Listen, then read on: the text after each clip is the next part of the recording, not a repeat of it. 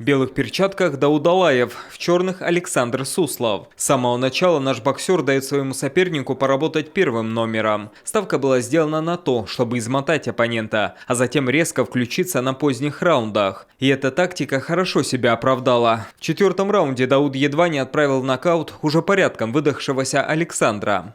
Четвертый отрезок боевой. Вот это да! Тут Вот Алаев, это начало. Да? Сразу же Правым, да, точно. После такого ударного начала раунда спортсмен из Перми все чаще начал пропускать. Дауд же, напротив, все сильнее напирал. Как итог, еще один нокдаун в пятом раунде и уже победный нокаут в шестом. Все, Остановка. снимают парня с боя. Это нокаут. По словам Дауда, ему достался достойный соперник, тем более, что до этого они уже встречались на ринге. Мы с ним встречались еще в 2017 году по любителям, боксировали с ним. Я еще тогда заметил, я еще тогда был кандидатом в мастера спорта, а он уже мастером спорта. Он такой достаточно опытный, хороший соперник был для меня. Я готовился к нему серьезно. Он такой хороший, он мне бой дал. Это хороший опыт для меня.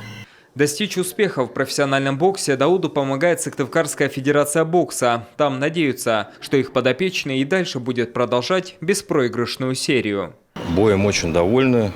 Дауд молодец, красавчик. Это 9-й бой на профессиональном ринге. 9 боев, 9 побед. Это был 5-й нокаут за его карьеру, 0 поражений. Сейчас Дауд входит в 100 лучших боксеров мира по рейтингу.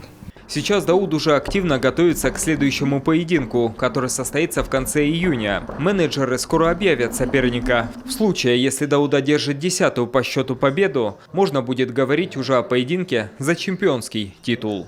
Павел Королев, Иван Богомолов, телеканал Юрган.